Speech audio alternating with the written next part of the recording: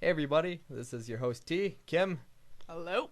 and we're finishing up Let's Not Play Resident Evil. This is actually my first 4-part video, and we're running around 45 minutes so far, so let's try to wrap it up here. We left off with the Resident Evil movies. Alright, so Kim's biggest gripe with this movie, and I can say this because I'm not her, was clearly Albert Wesker. Biggest gripe, and then there's the millions of little gripes. Oh boy. And are there ever a lot of gripes? Everything from continuity errors, quarter shotgun, Shotgun to Claire Redfield's hair going from straight to curly, never mind it's not even in a ponytail, to goodness. her The condition. having amnesia, to her having the device from Resident Evil 5 on her chest. That was one of my biggest pet peeves. Not the thing on her chest, but the fact that it's Claire. it's Resident Evil 5, the movie, the fan fiction, The fan fiction, the game, the porn. the epic. Oh, I'm sorry. Okay, so now Kim, of course, mentioning before in part 2 that her favorite character was Wesker. We mentioned both we of us here. yes, he is my favorite character too. He actually ends up on this movie. He plays an important role, in fact. He looks like he's 12 years old. His He looks eyes, like Van Wilder on Yes. like acid. his eyes, and in a few Resident Evil games, his eyes do glow, but they're like this reptilian, reddy, orangey, yellow color. In this game, they look like they stuck like light bright pegs. Light bright, it burns. They look like light bright pegs in his eyes. They're some weird peachy orange color. And they go from glowing to not glowing, and parts of some of the movie is directly ripped from 5, but they switched one character around.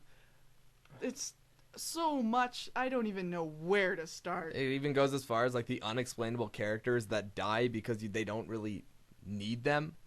Like a character at one point is just shot in the back of the head. Yes, Why? because he can't fix their vehicle in But- the amount of time they want it fixed. But they don't want the vehicle anyway. They just Yeah. happen to shoot him, and he's like, "Well, let's just kind of not mention why that guy was killed." And It was to set him up as the evil guy. He played the douchebag role. You know, Wait. the one guy in the movies that dies horribly or gets turned into a zombie. or kill somebody before he dies. And then gets killed horribly. They set him up as that guy. He was cutting in line and making crude jokes, and he was just a dickweed. And then he goes and pulls this. He shoots this guy for no reason, steals the plane, and vanishes. It's all to set him up further later as this character that betrayed them. And I say that in air quotes. You cannot see that. My fingers are panting right now. Yes. But, I don't know. We already knew he was evil, and I don't feel very hurt that he betrayed me. You just don't I care. didn't care. And then there's Crystal, I think. They set her up as, I'm the hot chick, I can cook.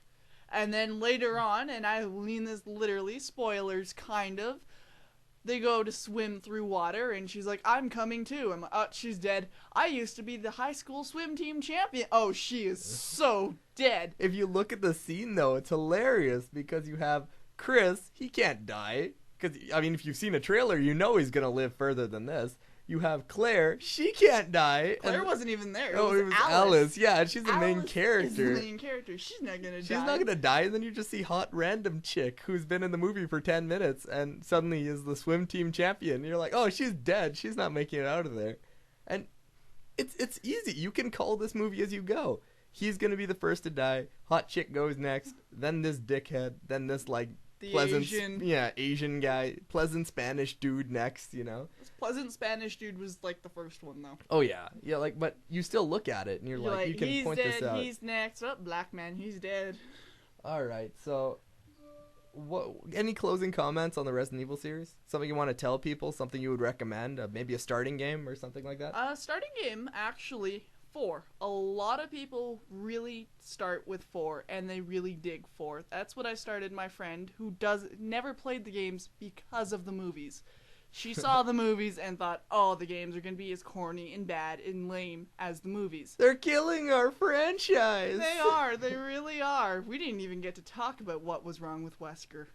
Oh, that douche.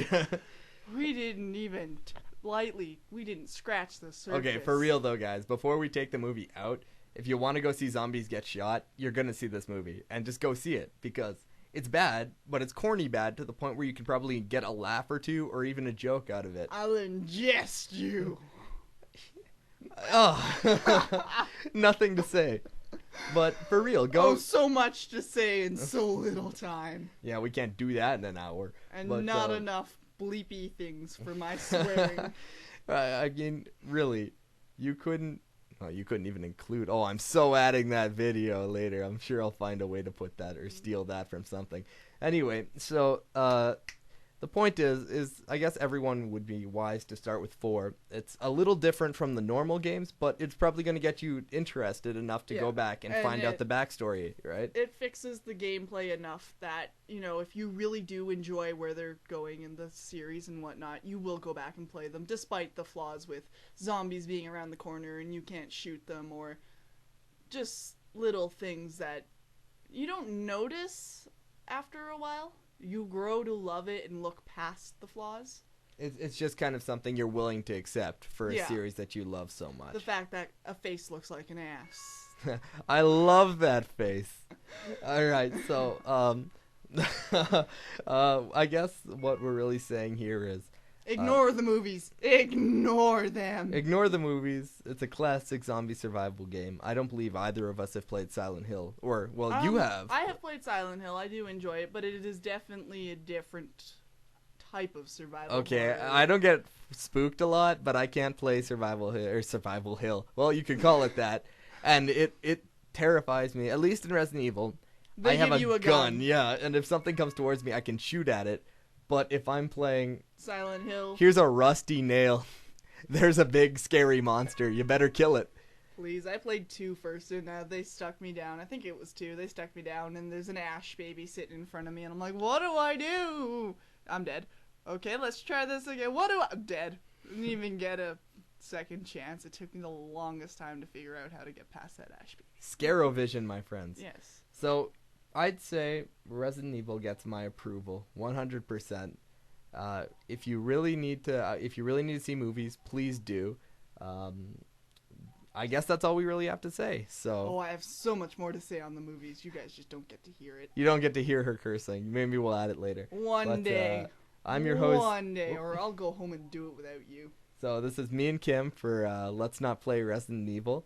I'm your host T, and this is my co-host Kim. Hello, signing off again. And we'll see you next time.